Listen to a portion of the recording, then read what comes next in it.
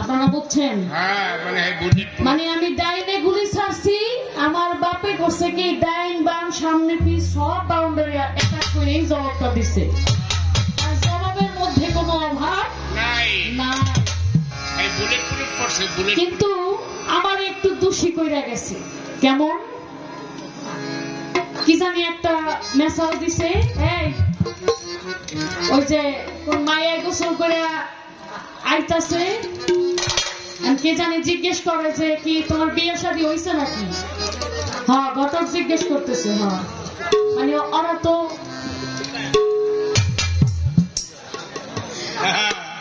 ঘটক জিজ্ঞেস করতেছে তোমার বিয়ে শাদী হইছে কিনা। পরে বলছে যে আমার হাঁটার, আমি যেভাবে হাঁটতেছি আপনি কি বুঝতেছেন না যে আমি বিয়ে শাদী করছি কিনা? আজকে নাকি আমার ভাব তার ভালো লাগতেছে না। এসে ভাব ভালো দিয়া আমি রুমি সরকার কোন সময় গান গাই নাই। এটা আপনি আমি রুমি সরকারে ওই যে আপনি বলছেন, আপনাকে ধন্যবাদ আমি জানাচ্ছি। তার কারণ সত্য কথা বলতে আমি রুমি সরকার কাউকে আল্লাহ রাসূল ছাড়া কাউকে ভয় পাই না, সে যেই হোক বাংলাদেশে। আমি সত্য বলবো, সত্য শুনবো। এতে যদি আমার সমস্যার সম্মুখীন হয় তাতে আমি কিছু মনে করি না। এটা আমার একটা বাস্তব হিসাব। যেমন আমার যিনি গানের স্রষ্টা, গানের গুরু আব্দুল সোবহান সরকার, আমি যখন 2009 তার কাছে গান শিখতে আসি তখন থেকেই তিনি তো গান করতেন না। তার যে মেয়ে ঝর্ণা সোবহান এখন ইউরোপে সিটিজেন, তো ঝর্ণাপার সাথে আমি দোহারি করতে আসতাম, এটা ঘটনা সত্য। কিন্তু আমি মনে করতাম কি জানেন, ওই গানটা সোবহান সরকারই গাইতেছে। এটা আমার মেজারমেন্টের একটা ব্যাপার, যে আমি ওইটাই মনে করতাম। তো ওই থেকে সে আমার দেখছে গান, মানে গান দোহারি করি, এখন কেমন কি হয়েছি, সামনে বাড়ছি না পিছে বাউন্ডারির বাইরে গেছি গা, এটা একটু ট্রাই করার লাগে আমারে কইছে কি, হ্যাঁ বায়না করতে পারেন একটু দেখি। কইছে না আপনারা একটু কথা কর, নাহলে বেলা ধুয়ে জায়গা, মানে পয়সাও দিবেন না, বকশিসও দিবেন না, কথাও কইবেন না, এটা কেমন হলো? একটু মানে সাথে থাকে দেখছেন। মানে মায়ের কিন্তু সারা রাত মারা লাগে না, একটা সেকেন্ডে মায়ের দিলে হয়ে যায়। মাইকটা কই দিছে আপনি, আপনারা টের পাইছেন নাকি? আপনারা বুঝছেন? আমি আপনাদের কিছু বলবো না। কেন বলবো না? বললে অনেক কথাই বলা যায়, তবে আমি ওই প্রসঙ্গে কথা না বলি। আমাকে খুব চমৎকার ভাবে দুইটা প্রশ্ন করেছেন। কি? আমার বড় পীর আব্দুল কাদের জিলানী যখন পৃথিবীতে আসলেন, আবির্ভাব করলেন, প্রত্যেকটা মানুষের পাও থাকে দুইটা, কিন্তু আমার বড় পীরের পাও ছিল কয়টা? তিনটা। আমি একেবারে আপনার এই প্যাঁচ গোছ দিব না, আমি আপনার শর্টকাটে জবাব দিয়ে দিব। সেটা হলো, তিনটা পাও ছিল কিসে? দুইটা ছিল তার সঙ্গের, আর একটা ছিল রহমতের পাও।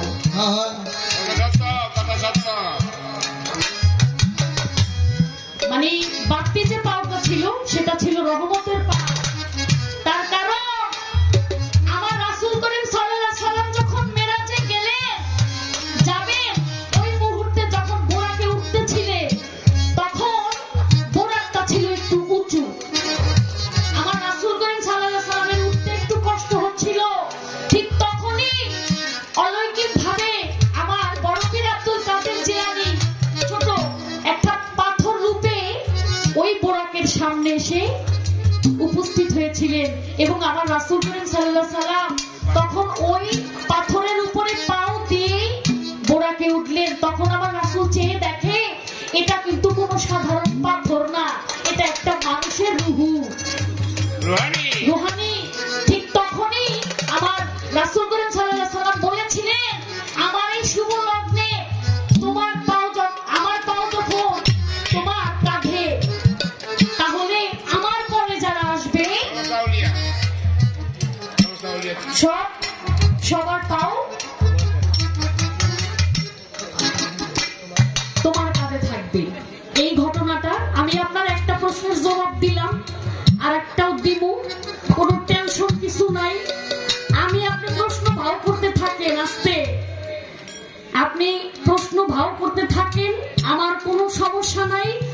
আমি হলো আমার উস্তাদ সোহান সরকারের একটা শিক্ষা আছে, মানে গান গাইতে যখন গাবি গাওয়ার মতো গাবি হয়, একটা দিবি নাইলে একটা খাবি।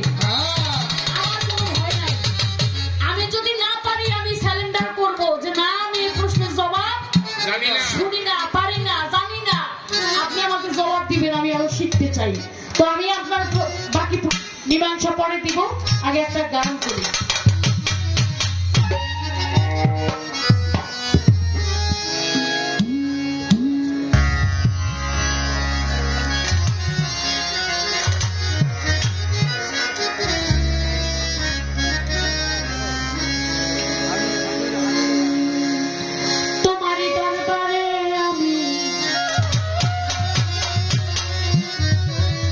তোমারই দরবারে আমি হয়েছি হাজির,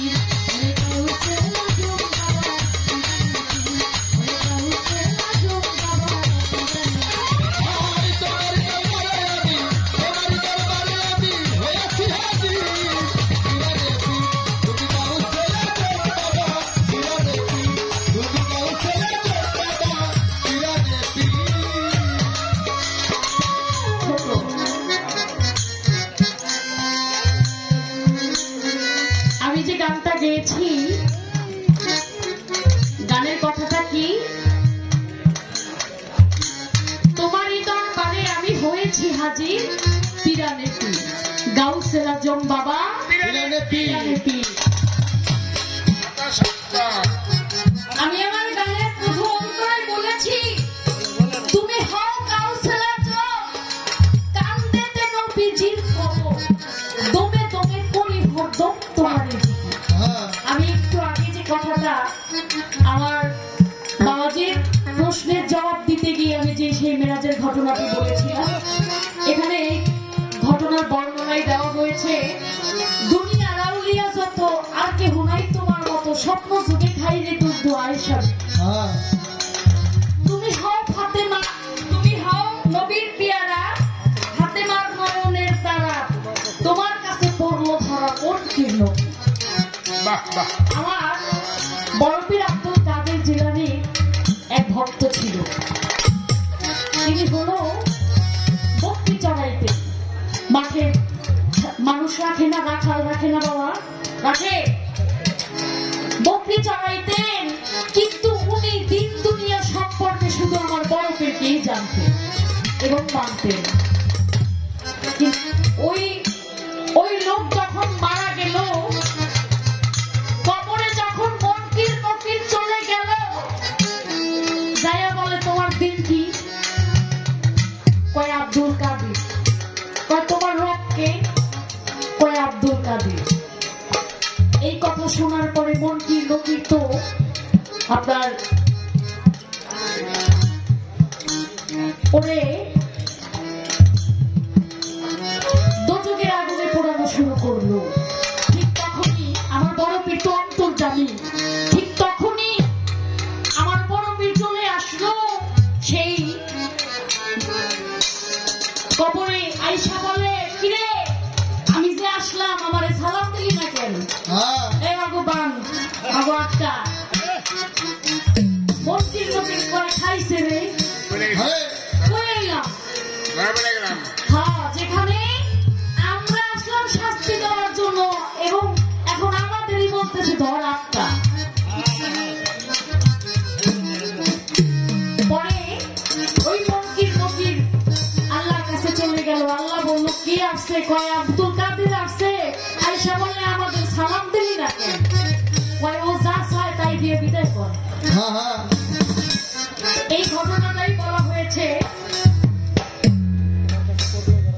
তাই তো বলা হয়েছে তোমার কাছে পড়লো ধরা মনকির নকির।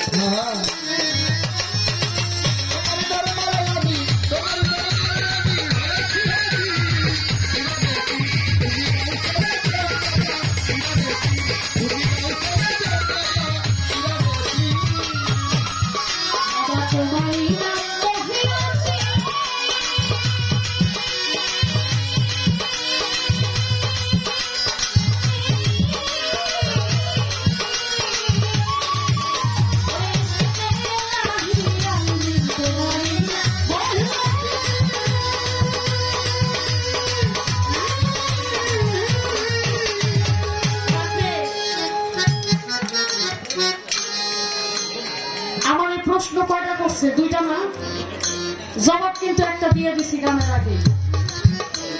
একটা প্রশ্নের জবাব বাকি আছে, সেটা হলো আমার বড় পীর একটা বল, কিন্তু আমি হাদিস কিতাব পড়ে যতটুকু পেয়েছি এটা হলো সরা সরা। আমরা ভাত তরকারি ঢাকি না বাবা, ঢাকি।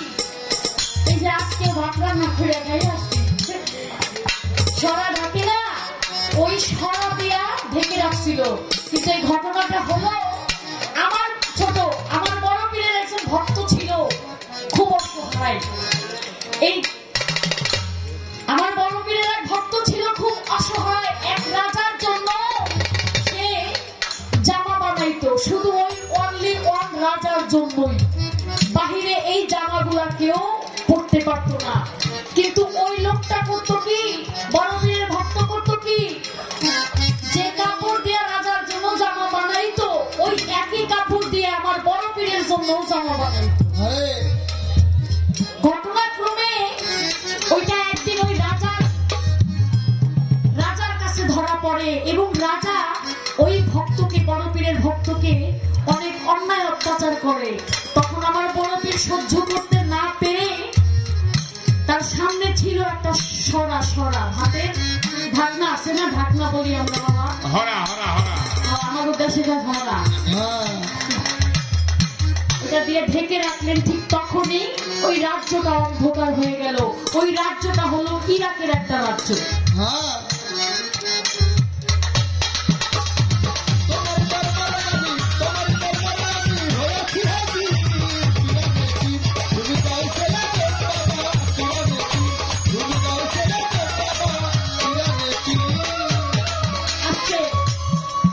আমি দুইটা প্রশ্ন করব না, তার কারণ হলো কচুর মতো কচু হইলে অল্প জালে সিজে, আর কথার মতো কথা হইলে অল্প কথাই মানুষ বুঝে। আমি 10টা 5টা প্রশ্ন করব না। আমি জানি আমার বাপের চালান অনেক বড়, অনেক অনেক ভালো কিছু, মানে শিল্পী হিসাবে কেমন এটা আমার জানার বিষয় না, কিন্তু যে ব্যক্তি ভালো, আমি তাকে ব্যক্তিটাকে সম্মান করেছি আজকে রাত্রের জন্য, আমার ভালো লেগেছে। আমার শুরু থেকেই আমি কি গান করব, না হলে বাংলাদেশে সে যে বয়সই হোক না কেন, আমি রবি সরকার সবসময় আমি আমার গান গাই, কিন্তু আমার বাপে আজকে আমার ঘরের মধ্য থেকে মনটা জয় করে নিয়েছে। আমি আসলে মানে কি বলবো আমার ভাষা নাই। তা আমি একটা প্রশ্ন করব, সেটা হলো আপনি আমাকে বলবেন আমার খাজা বাবা রাসূলের রওজায় গিয়ে একটা সালাম দিলেন, আমার কথা কি বুঝতেছেন আপনারা? সমস্যা হইতাছে? না না, ক্লিয়ার করে, ক্লিয়ার স্পষ্ট। আমার খাজা বাবা রাসূলের রওজায় গিয়ে একটা সালাম দিছিলেন, সালাম। প্রতি উত্তরে আমার রাসূল করিম সাল্লাল্লাহু আলাইহি ওয়াসাল্লাম সালামের জবাব দিয়েছিলেন। কিন্তু আমরা যেভাবে সাধারণ সেন্সে সালাম দেই, সালাম আদান প্রদানটা করি, তাদেরটা একটু ব্যতিক্রম ছিল। সেই ব্যতিক্রমটা কি?